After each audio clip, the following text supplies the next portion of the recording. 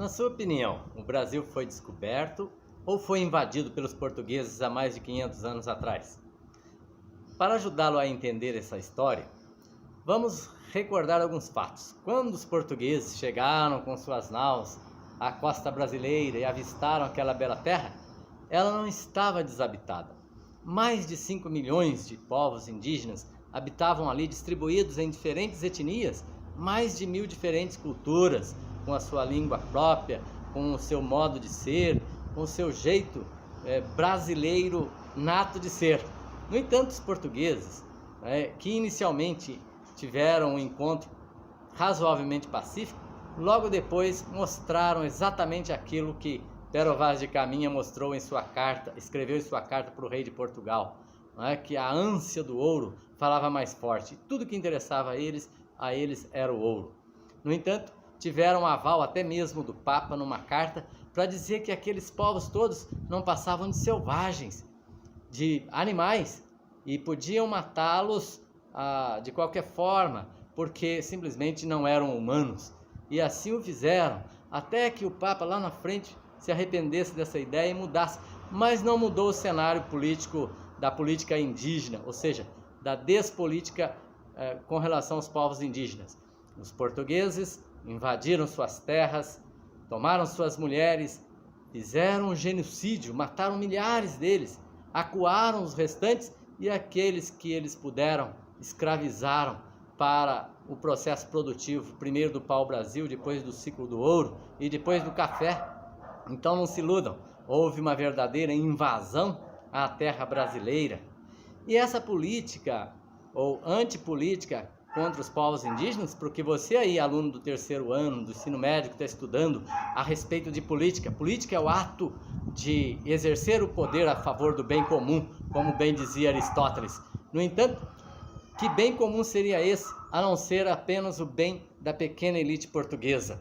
E assim se perpetuou essa política, ou antipolítica, contra os povos indígenas, até o início do século XX. Apenas em 1910 se criou o SPI, ou seja, Serviço de Proteção ao Índio, e que apenas em 1967, se instituiu a FUNAI, com políticas muito precárias, não é? E a matança de indígenas, a exclusão de todas as etnias indígenas no Brasil foi permanente, desde a colonização ao reinado, não é? Depois ao Império e no período da República, que foi no final do século XIX, início do século XX, até os dias atuais podemos dizer que os povos indígenas são simplesmente ignorados enquanto povos.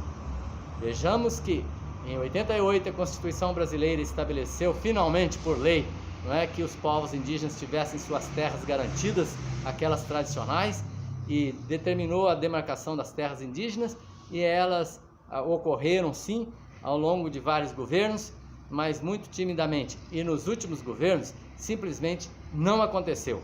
Hoje sabemos que a bancada ruralista manda e comanda lá no Senado, e as leis, digamos assim, a forma como o governo atual, Bolsonaro, fala sobre a questão indígena é simplesmente no sentido de esvaziar todo esse processo histórico de legitimação dos direitos dos povos indígenas, de modo que o afrouxamento das regras, por exemplo, no Ministério do Meio Ambiente, não é, com o Ricardo Salles, que, aproveitando a deixa, não é, daquele vídeo que vazou sobre as denúncias lá de inquérito sobre a questão do Bolsonaro, etc., vazou a fala dele explícita: vamos passar como boiada antes que a mídia veja que nós estamos alterando as leis que protegem minimamente os povos indígenas.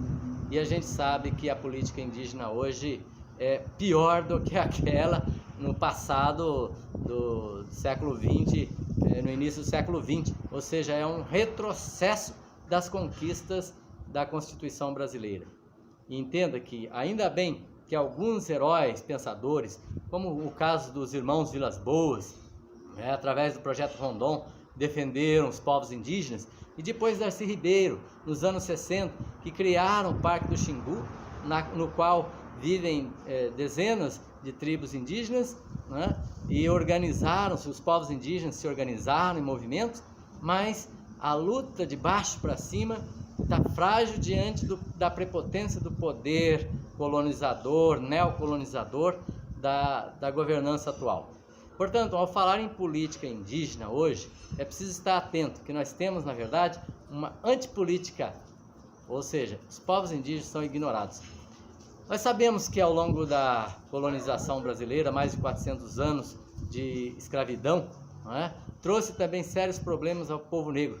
Mas o povo indígena é o que é menos perceptível à visão, não é? No âmbito da mídia e do senso comum.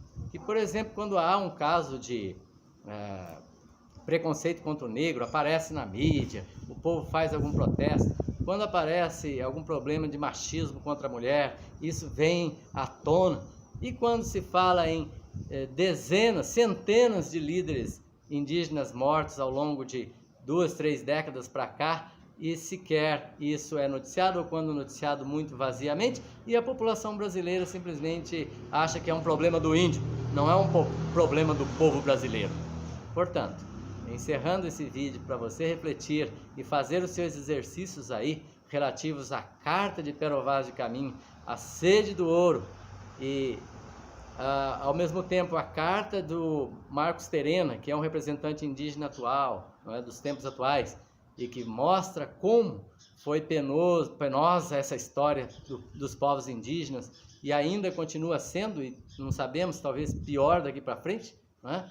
Com esse governo que não dá atenção a essas etnias. Você veja que a política indigenista é uma antipolítica, é a prática deliberada do genocídio desses povos originários, os verdadeiros brasileiros.